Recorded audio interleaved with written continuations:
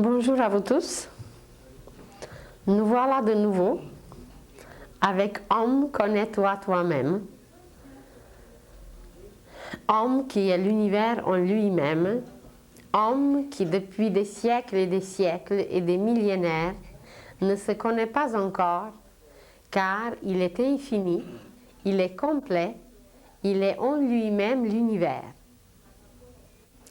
La dernière fois, nous avons parlé comment l'homme était lié à la terre, comment il s'est développé à travers les réincarnations de la terre.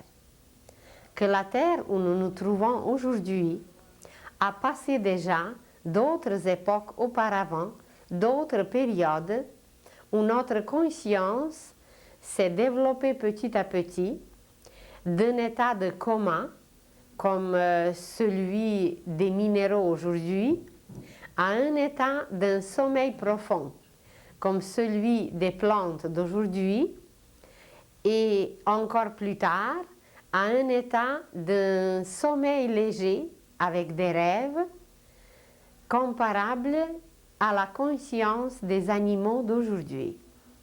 Et c'est seulement sur sa quatrième époque, sur la quatrième réincarnation de la Terre, aujourd'hui, que l'homme a atteint l'état de conscience éveillé. Et même ce mot éveillé n'est pas encore pleinement manifesté, car l'homme en réalité est très peu encore conscient de tout ce qui se passe, surtout en lui. Sa conscience est centrée, concentrée sur l'extérieur davantage et non sur son intérieur. Mais présentement, la Terre termine un très long cycle pendant lequel, justement, notre conscience s'est extériorisée et maintenant, on va l'intérioriser. Car l'homme entre, après une longue période d'involution, il entre dans l'évolution.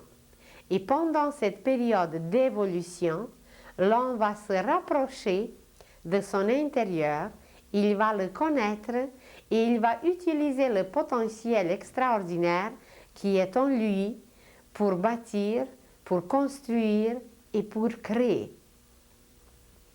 Nous nous sommes dit aussi que la Terre, dans ses réincarnations précédentes, avait son nom. Chaque fois, elle avait son nom.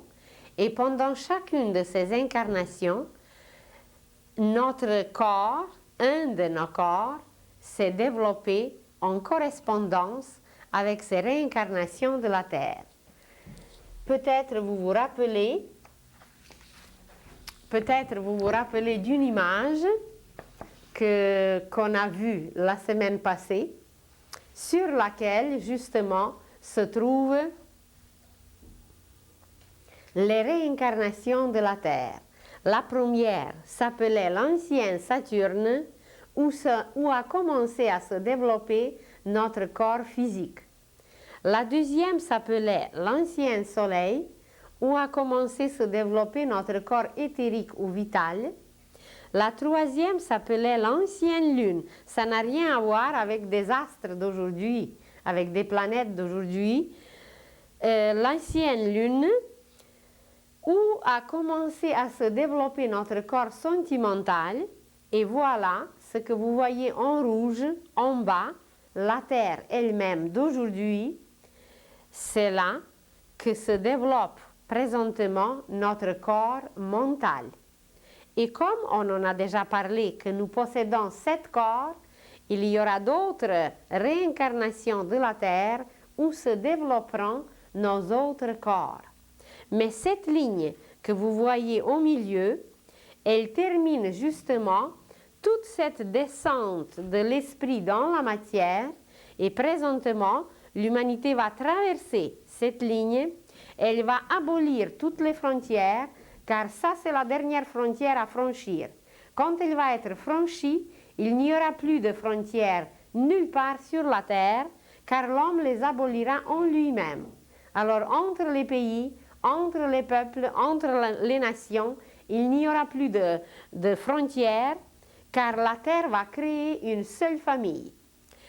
Et après avoir franchi cette dernière frontière, l'homme va commencer sa période évolutive et il va se diriger de plus en plus vers les hauteurs spirituelles pendant lesquelles et où l'esprit se manifestera pleinement.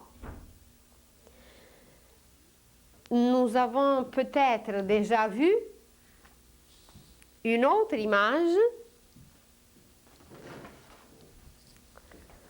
sur laquelle vous allez voir les niveaux de la conscience. À la première période, à la première réincarnation de la Terre, on a développé juste le corps physique qui correspond à la conscience du coma. Et vous voyez la ligne pointillée qui représente comment l'âme et l'esprit, comment l'âme est éloignée par son intensité, pas par la distance, mais seulement par son intensité. L'âme est très très loin, son intensité est beaucoup beaucoup plus rapide, tandis que le corps physique vibre à peine. Le corps physique reste dans cet état du coma, dans cet état minéral. Sur l'autre rubrique, vous voyez un rapprochement où se développe le corps vital qui correspond à la conscience du sommeil profond et il y a encore quand même un espace, une intensité qui est assez lointaine qui sépare nos corps de notre âme. Mais à la troisième réincarnation, le corps astral se développe et ça rapproche davantage l'âme au corps. Et c'est seulement à la quatrième, ici au bout, où la conscience est éveillée, l'âme pénètre le corps et c'est à travers notre mental que nous allons rejoindre l'esprit, que nous allons capter toutes les possibilités, toutes ses capacités, tout son potentiel et nous allons le manifester ici, dans la matière, sur la terre. Nous nous sommes dit aussi que chaque incarnation de la terre est composée des époques. Et un cercle que vous avez vu, qui représente la terre aujourd'hui, ce cercle est composé de 7 petits cercles qui représentent 7 époques. Elles s'appellent comme ça, ce sont les époques. Et la première époque de notre terre, de la réincarnation présente de la terre, elle s'appelait l'époque polaire.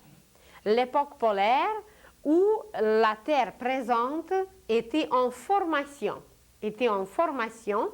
et l'homme comme tel, il ne possédait pas encore toute sa stature, toute sa structure d'aujourd'hui.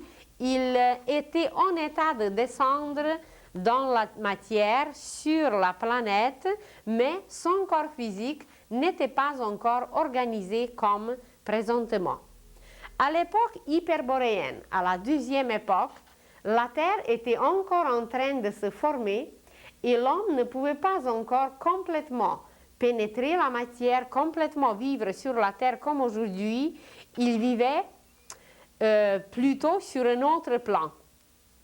Après l'époque hyperboréenne, c'était l'époque lémurienne où pour la première fois, l'homme a commencé à marcher sur le sol. L'homme a commencé à apercevoir son corps qui était formé physiquement, le système osseux, les systèmes que nous possédons aujourd'hui étaient déjà formés, mais pas l'opacité, mais la dureté, la stabilité même de notre système osseux n'était pas encore au point. Au début de l'époque lémurienne, l'homme était encore, on pourrait le comparer aujourd'hui avec un état gélatineux. Il n'était pas encore complètement solide, car surtout le système musculaire et le système osseux étaient en train de se solidifier. Alors seulement à la moitié de cette époque lémurienne, l'homme a pris pleinement la maîtrise de son corps physique et l'homme a commencé à marcher sur la terre comme un enfant qui commence à marcher aujourd'hui sur la terre après un certain temps. Et vous le savez, comment ça marche quand un enfant se forme au sein de sa mère. Eh bien, les époques précédentes, c'était un peu comme la formation d'un enfant. L'homme était en train de se former. Et cette structure de l'homme, donc, n'était pas encore solide, exactement comme c'est dans le cas d'un fœtus. Et seulement à l'époque lémurienne, on peut dire que l'humanité était née. Elle est descendue complètement sur la terre. L'humanité a pris la maîtrise de son corps physique. Elle a commencé à marcher. Elle a commencé à manger. Et comme nous avons parlé, je crois, déjà de l'alimentation, on en a dit qu'au début, l'homme, avec son système digestif, il ne pouvait pas encore absorber des aliments solides. Il se nourrissait des éléments qui se trouvaient dans l'atmosphère et ces éléments étaient décrits dans l'histoire comme la manne céleste. C'était des éléments qui pénétraient son corps au complet, qui étaient absorbés par la surface de tout son corps et c'était des matières nutritives qui le nourrissaient au début quand le système digestif n'était pas encore au point. La respiration se faisait aussi par le corps au complet et c'est à cette époque lémurienne qui durait des milliers et des milliers d'années où l'homme a commencé à utiliser ses 5 sens, où l'homme a commencé à manger, d'abord à boire et ensuite à manger, où l'homme a commencé à marcher, où l'homme a commencé à apprendre. Auparavant, nous étions comme dans un état comme un enfant au sein de sa mère où on n'était vraiment pas né sur la terre, sur la matière, on était au sein de la mère divine, on était au sein de la mère universelle. Et depuis cette époque lémurienne, l'homme acquiert des connaissances, l'homme commence à bâtir sur la terre, à se bâtir lui-même de plus en plus consciemment, où il utilise ces 5 sens qui sont liés à l'analyse. Mais l'analyse par la suite, à travers ces 5 sens, à une époque plus ultérieure, à l'époque atlantéenne, cette analyse de l'époque lémurienne, elle a pu se manifester comme une synthèse. Tout ce que l'homme a pu étudier, tout ce que l'homme a pu apprendre, tout ce que l'homme a pu compter, utiliser, examiner, modeler, façonner, à cette époque atlantéenne, la conscience s'éveille davantage, s'approfondit davantage, car l'homme est devenu capable de faire une synthèse. Mais même à cette époque atlantéenne, la synthèse n'était pas encore mentale comme nous l'avons aujourd'hui, mais cette synthèse était plutôt ressentie. L'homme la ressentait par ses sentiments et imaginez que l'homme qui avait déjà l'oreille, il n'était pas encore capable à l'époque lémurienne d'entendre par exemple des sons. Il les percevait, mais par une perception intérieure. C'est seulement à l'époque atlantéenne que l'oreille de l'homme est devenue capable de capter les ondes sonores. Et à partir de cette époque, il y avait un équilibre qui s'est installé dans l'homme, car dans l'oreille est caché l'équilibre. Et c'est depuis cette époque atlantéenne que l'homme se sent vraiment sur la terre équilibré. Et comme la tâche de l'Occident était de travailler la matière, d'analyser la matière, à partir de cette époque atlantéenne, où l'homme a gardé encore une voyance intérieure, où l'homme était encore lié avec les esprits de la nature, où l'homme pouvait voyager facilement dans l'espace. À partir de cette époque, cette voyance intérieure a commencé à s'effacer. à s'effacer pour qu'il oublie un peu sa patrie divine, sa patrie d'où il venait, où il voulait retourner toujours avec une hâte. Alors, à partir de cette époque atlantéenne, cette voyance, cette clairvoyance intérieure a commencé à s'effacer. Et voilà, après plusieurs déluges qui se sont passés à cette époque, l'homme qui compose aujourd'hui époque arienne, il a complètement perdu cette clairvoyance atlantéenne qui était une clairvoyance nocturne, il l'a complètement perdue et il est capable aujourd'hui d'analyse et de synthèse, mais cette analyse et cette synthèse sont mentales. L'homme de l'époque arienne, c'est un homme intellectuel, c'est un homme qui utilise pleinement son intellect. Pour quel but? On n'en parle pas présentement, mais c'est à l'époque arienne où nous avons atteint le but de la réincarnation présente de la Terre. C'est le développement du mental, c'est la conscience tournée pleinement vers l'extérieur. Le but est atteint, mais c'est comme si on est arrivé au sommet d'une montagne, mais en route, nous avons perdu certaines choses. Mais de cela, nous parlerons une autre fois. Alors, nous nous trouvons présentement à cette époque arienne, qui est une époque du développement mental, du développement intellectuel, et où nous avons complètement perdu, justement, cette clairvoyance intérieure qu'on possédait auparavant, aux époques auparavant. Et la synthèse que l'homme possède aujourd'hui va lui permettre d'aller encore plus loin, va lui permettre à une époque prochaine, future, va lui permettre de se lier avec le cœur de l'univers, de se lier avec le cœur de chaque chose, car toute chose au monde possède son cœur.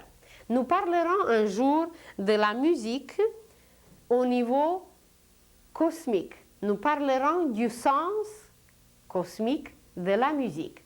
Et vous verrez à quel point la musique est importante, à quel point nous ne connaissons pas la vraie musique. Et vous verrez que c'est par l'étude de la musique intérieure qui nourrit le cœur, qui est une nourriture indispensable, que l'homme va arriver à créer. Dans notre mental aujourd'hui, dans notre intellect, comme nous allons très prochainement parler de la pensée, alors on s'arrêtera davantage. Comment nous sommes dans notre mental bruyant. Nous n'avons aucune musicalité intérieure. Notre mental fait constamment des bruits.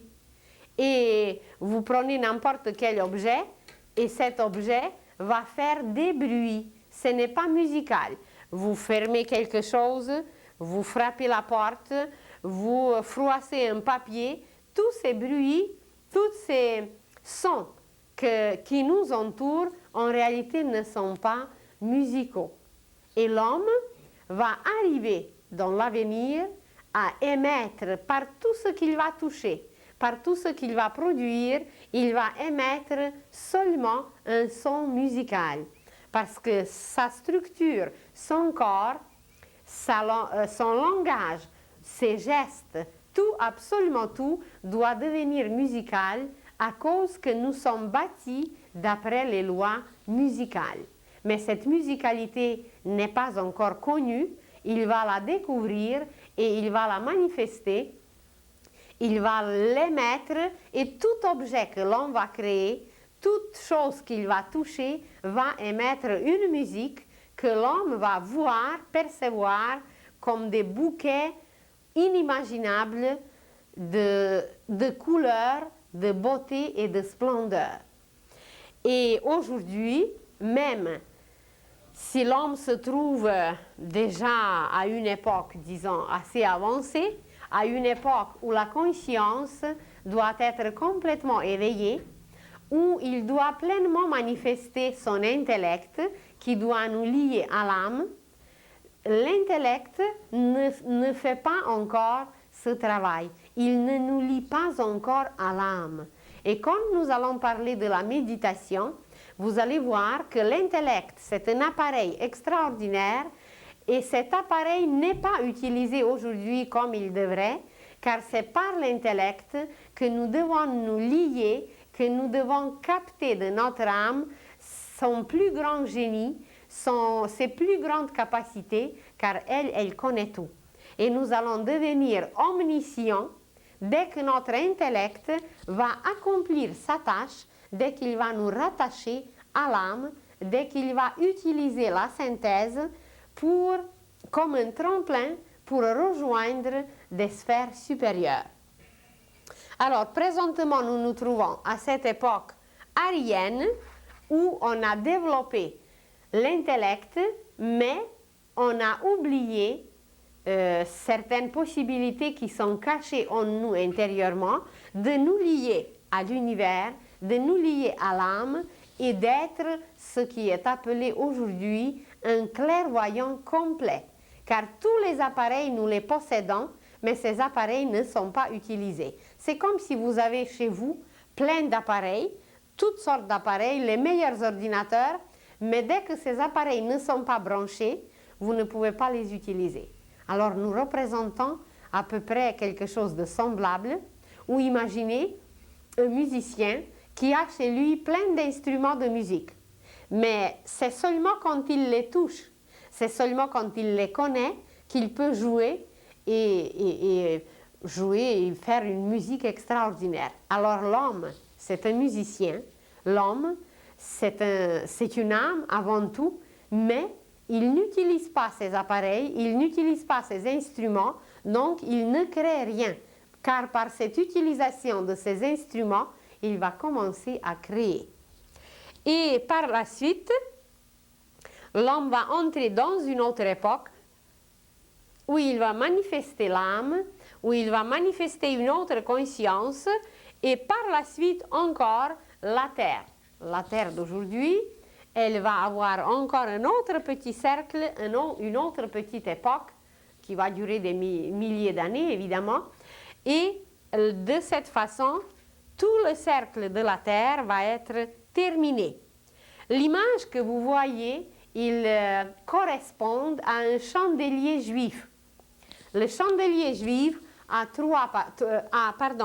7 parties, a 7 chandelles, et que voilà, ces époques que vous voyez ici sont présentées justement par un chandelier juif. Vous allez dire, comment se fait-il que chez les chrétiens, c'est juste 3? C'est que les chrétiens représentent ou présentent la nature trine de tout ce qui existe. C'est le Père, c'est le Fils et Saint-Esprit. C'est l'esprit, c'est l'âme, c'est le corps. C'est le toit, c'est les murs, c'est la fondation. C'est la cime, le tronc et les racines. Partout, le père, la mère, l'enfant, etc., partout où nous voyons cette nature de trinité, alors le christianisme représente cette qualité d'origine, cette qualité trinitaire qui est issue du Père, qui est présentée par ces 3 facettes, par ces 3 faces, et de cette façon, c'est comme si le christianisme retourne à l'intérieur justement, retourne à la source. Tandis que la Bible, surtout l'Ancien Testament, où il y a partout, on nous parle du chiffre 7, eh bien c'est encore ce chandelier juif qui nous exprime les époques de la terre, qui nous exprime les périodes de la terre, qui nous exprime les réincarnations de la terre. Partout on nous parle de 7 anges, partout on nous parle du chiffre 7, on nous parle de 7 sceaux, on nous parle de 7 trompettes, alors ça a une correspondance avec les époques de la terre. Et maintenant, si nous prenons seulement ce petit cercle, seulement l'époque aryenne où nous vivons, cette petite époque, ce petit cercle, il est aussi composé de cet autre petit cercle. Ici dedans, on peut placer sept petits cercles et vous les voyez en gros ici à côté. Ce sont les sept civilisations ou cultures, les sept civilisations ou cultures de l'époque aryenne d'un seul cercle, d'une seule époque. L'époque atlantéenne, elle était composée aussi de ces sept cultures ou de ces sept civilisations. Chaque époque, l'époque lémurienne, c'est pareil. Chacune des époques est composée de sept civilisations.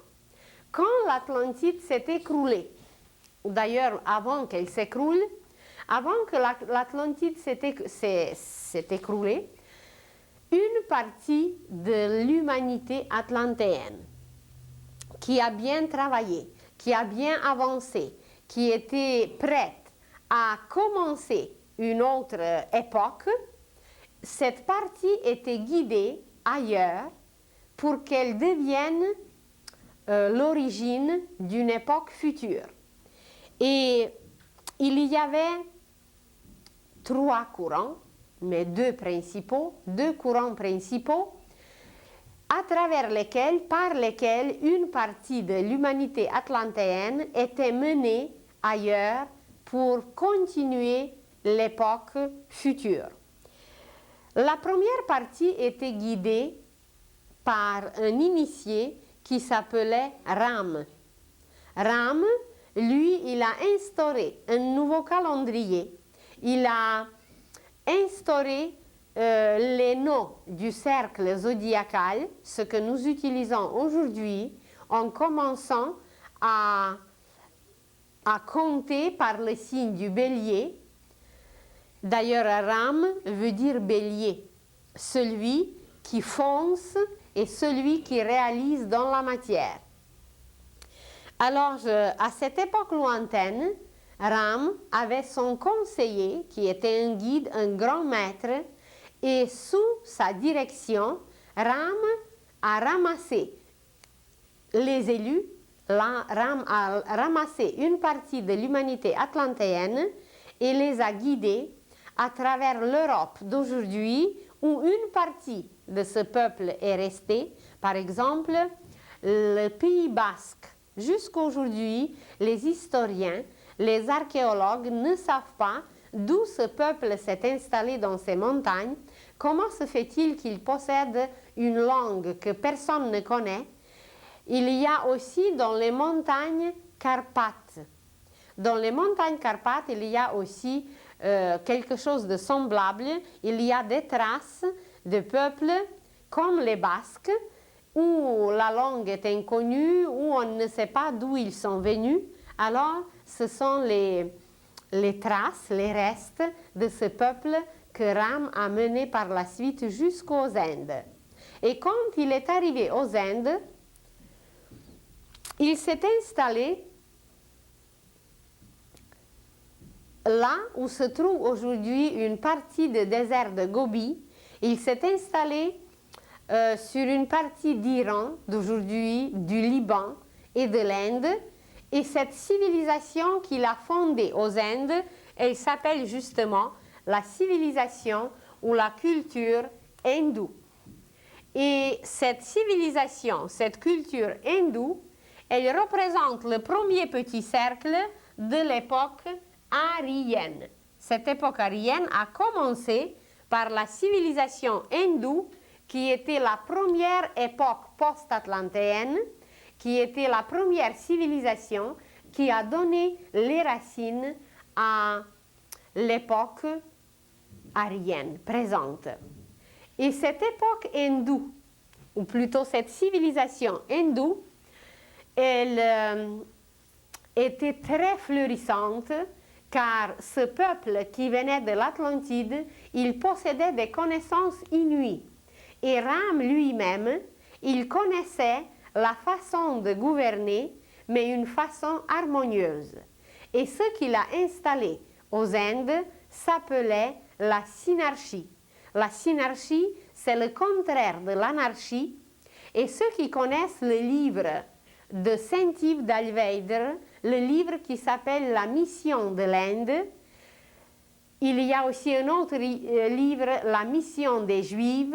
Ils ont pu lire dans ces livres l'histoire de Ram, l'installation de la synarchie, jadis, ça fait déjà des milliers d'années, 3-4 000 ans avant Jésus-Christ, et que voilà, il a installé quelque chose qui va de nouveau revenir sur la terre très bientôt.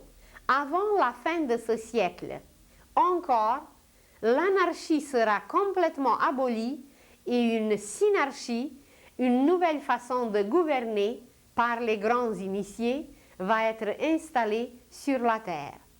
Alors nous sommes très liés à cette époque de Ram, car justement, nous allons rejoindre, dans une certaine mesure, nous allons rejoindre certaines connaissances, certaines réalisations que lui, il a fait au début même de nos civilisations, de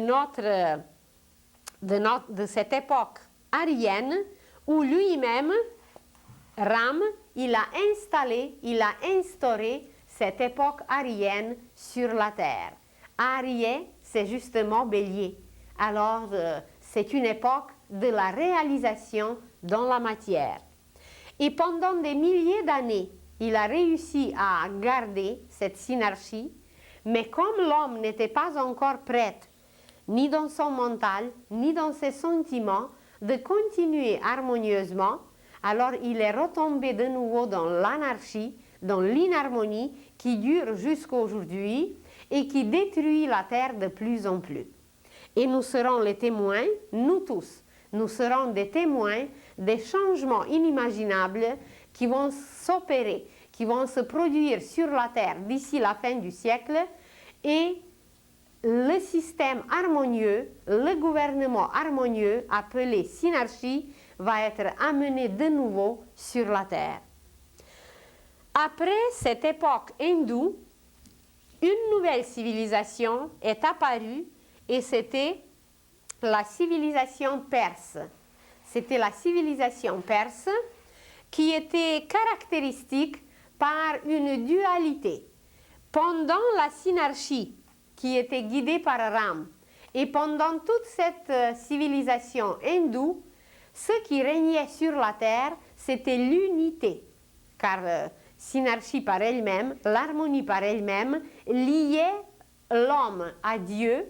Il ne connaissait que seul Dieu unique et c'était l'unité, c'était un qui régnait. Tandis que pendant l'époque perse, comme l'homme n'était pas encore prêt à se diriger constamment par la lumière, c'est comme s'il avait besoin encore l'ombre. Et l'ombre, eh bien, ce n'est pas la lumière, c'est l'ombre. C'est tout simplement le reflet de la lumière. Et à travers cette ombre, l'homme a connu ce que nous nommons aujourd'hui les ténèbres ou le côté opposé, l'opposition. Et cette opposition s'est manifestée à l'époque perse et l'homme a connu eh bien, ce que nous nommons aujourd'hui l'opposition, les contraires. Ça veut dire Dieu comme lumière et l'ombre comme l'absence de Dieu. Et aujourd'hui, nous sommes complètement tombés dans cette absence de Dieu, c'est que l'homme, jusqu'au niveau physique, est devenu athée. Ça veut dire qu'il n'admet même pas l'existence de Dieu. Alors, lumière, ténèbres, l'homme est devenu conscient de ses opposés à l'époque, pendant cette civilisation perse, où il a connu deux sortes de divinités. C'était Hormuzd, qui était la divinité de lumière, et Ahriman, qui était la divinité des ténèbres. Alors, tous nos opposés, tous nos contraires conscients proviennent surtout de cette époque perse où l'homme est devenu conscient du bien et du mal, des opposés, des contraires, des pôles opposés. Après cette civilisation perse qui était caractérisée par la dualité, par le deux, ça veut dire deux opposés, lumière-ténèbres, plus, moins, etc., à l'époque égyptienne, qui était la troisième époque. La troisième époque, en Égypte, se sont réfugiés une autre partie ou d'autres représentants qui ont quitté l'Atlantide. Une vague, un courant de la population atlantéenne était guidé en Égypte. Et c'est en Égypte que les grands initiés qui possédaient des connaissances inouïes se sont installés, et c'est là que jusqu'aujourd'hui nous avons les témoignages de leurs connaissances, de leurs notions qu'ils possédaient, par exemple la structure des pyramides. L'homme moderne n'a pas réussi de pénétrer dans le mystère de la pyramide.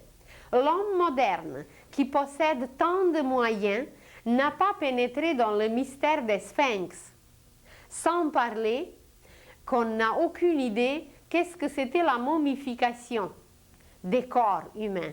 Pourquoi on faisait la momification des corps? Comment on la faisait? Il y avait toute une science, toute une thérapie aromatique. Des arômes, des plantes étaient utilisés comme une thérapie. Alors l'homme moderne ne possède pas du tout ces notions extraordinaires que les initiés égyptiens ont apportées de l'Atlantide, ou plutôt les initiés atlantéens ont amené en Égypte. Et tous ces mystères égyptiens sont encore cachés jusqu'aujourd'hui, et même l'homme va découvrir bientôt que sous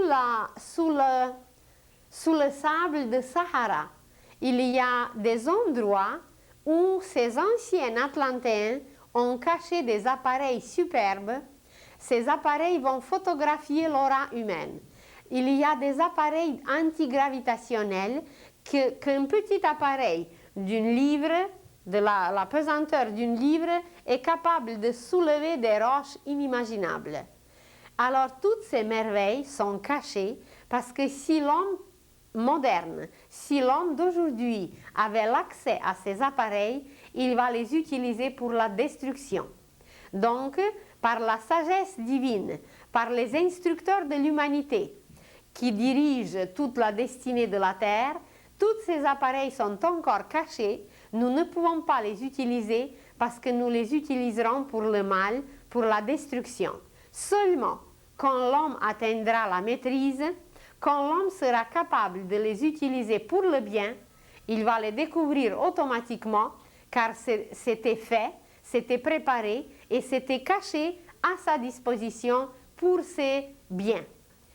Alors, imaginez seulement comment les Atlantéens possédaient cette clairvoyance, quelles connaissances mystérieuses et merveilleuses ils avaient pour bâtir toutes ces merveilles qu'on retrouve aujourd'hui à travers l'Orient.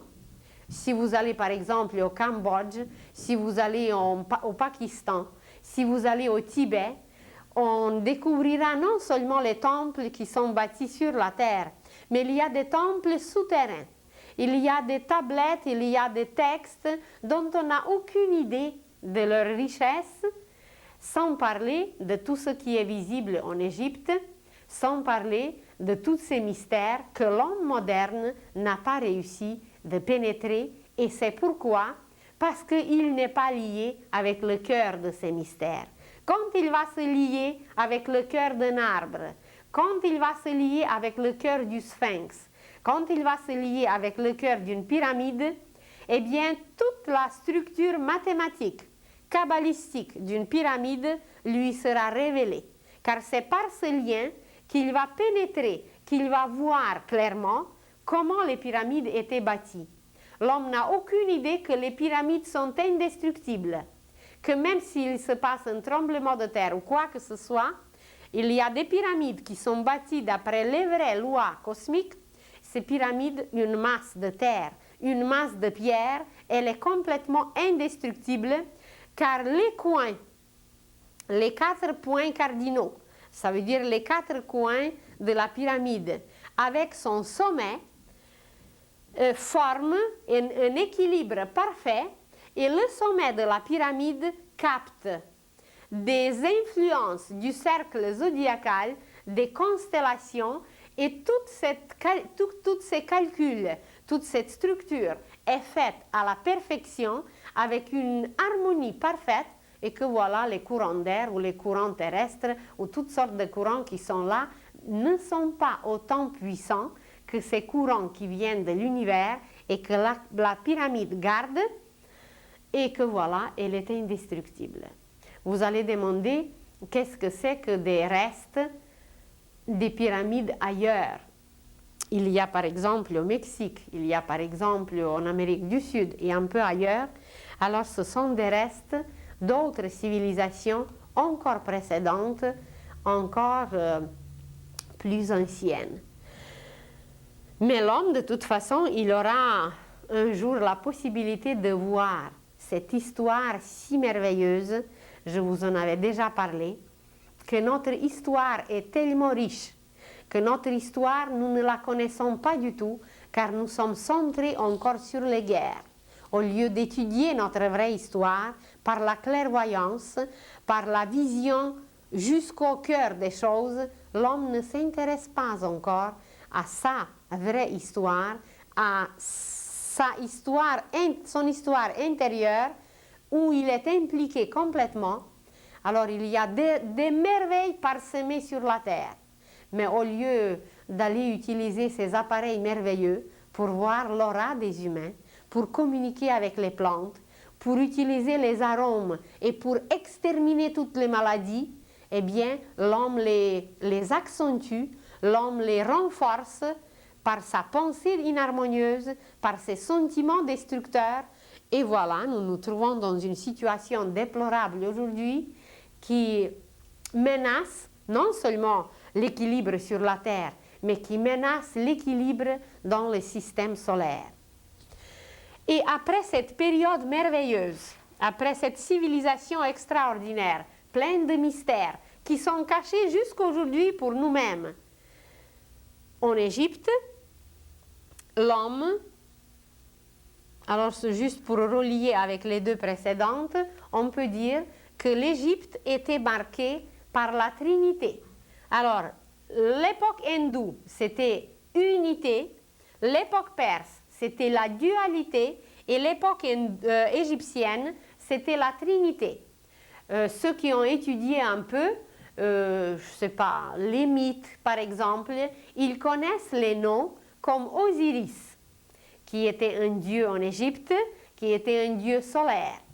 Ils connaissent aussi Isis, qui était une déesse, qui était l'épouse d'Osiris, et c'était des divinités très respectées, très vénérées en Égypte, et leur enfant, leur fils, c'est Horus.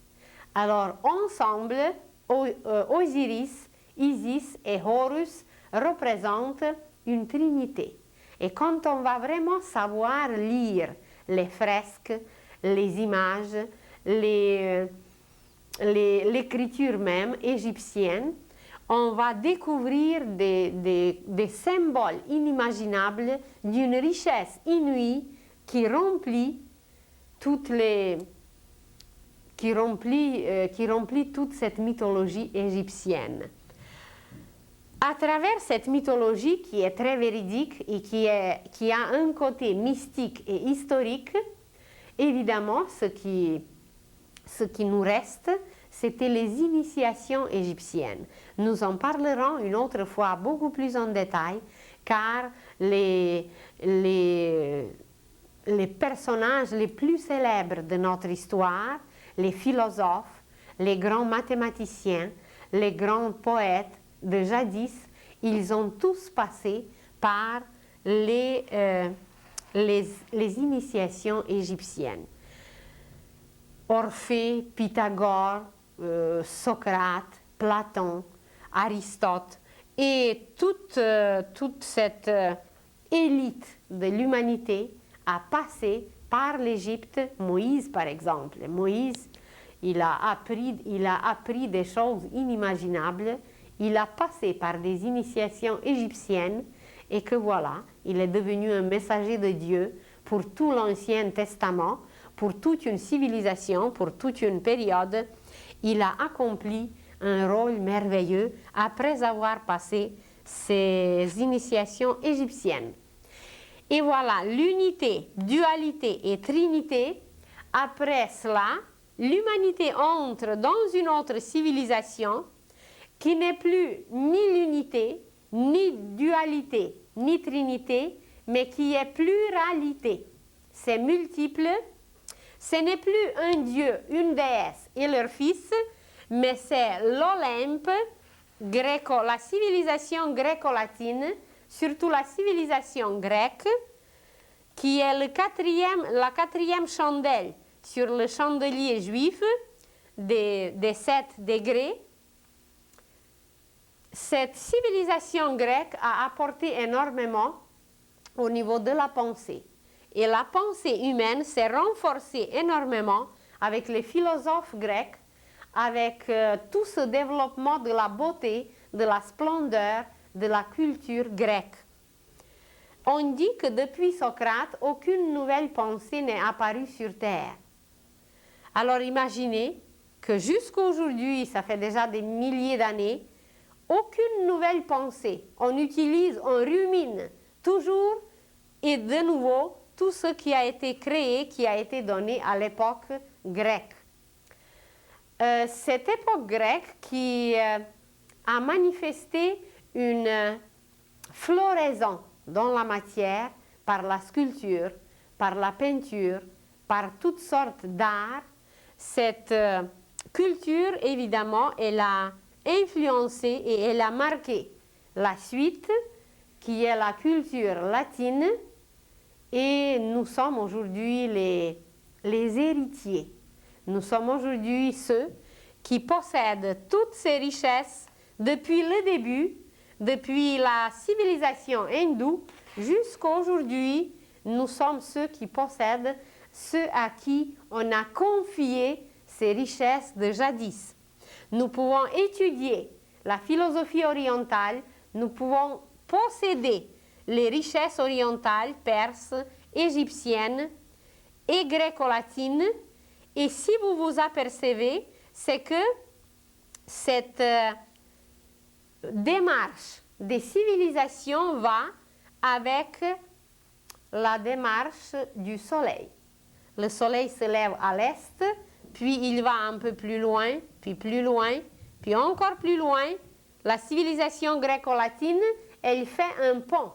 Surtout la Grèce, elle fait un pont entre l'Orient et l'Occident, où aujourd'hui, voilà, nous, la civilisation aryenne, nous nous trouvons comme la civilisation occidentale. Mais dans cette civilisation aryenne occidentale, c'est surtout l'Europe qui a joué un très grand rôle. Pendant la civilisation aryenne, l'Amérique a été découverte. Mais l'Amérique représente encore un pays jeune, un pays avec un potentiel inouï. Et justement, c'est présentement la 5e race évolutive, pas la 5e race, les races que nous connaissons, la race rouge, noire, blanche, etc., jaune. Il ne s'agit pas de ces races, mais il s'agit de la race évolutive. Et la 5e race évolutive a pris tout en main à l'époque de la civilisation hindoue. C'est Ram qui a débuté la 5e race. C'est après le déluge, après la disparition de l'Atlantide, qui était la 4e race. Voilà que la 5e race a commencé à s'installer, à se développer, et jusqu'à aujourd'hui, on arrive au sommet de la 5e race évolutive, commencée par Ram, et voilà, nous sommes au sommet, nous sommes à sa vieillesse et nous allons préparer, nous, les Occidentaux, mais surtout l'Europe, doit jouer un très grand rôle dans la préparation de la 6e race évolutive qui va poursuivre l'acheminement et qui va continuer la civilisation future qui va s'appeler Philadelphie. Vous trouvez un nom bien intéressant qui est Phila et qui est Delphes, et la 7e civilisation de cette époque aryenne, qui va s'appeler la civilisation ou la culture de Laodicée. Alors voilà, nous nous trouvons aujourd'hui à ce 5e cercle, doublement 5e, car et les époques et les civilisations, ces deux cercles se recouvrent, se retrouvent ensemble, et l'humanité d'aujourd'hui prépare une fondation, prépare des conditions, un terrain pour un développement futur d'une splendeur et d'une beauté inimaginables. Et c'est aujourd'hui, nous, ici, la civilisation aryenne, occidentale, la 5e race, que nous allons devenir conscients. Nous allons devenir conscients de nos acquisitions du passé, de toute cette richesse qui nous a été transférée, les appareils dont je vous parle qui sont cachés en Égypte, qui sont cachés sous le sable, les textes, les écritures, les temples qui sont cachés quelque part en ancienne Perse, dans tous ces pays qui ont composé jadis Perse. Les connaissances et les notions sur la synarchie qui ont composé cette première civilisation hindoue, ça va nous être transmis par les grands initiés qui sont déjà sur la terre et qui attendent le moment propice pour nous transmettre tout. Et même, je peux vous dire que c'est déjà là. Le 20 janvier 81, ça fait deux ans, le 20 janvier 81,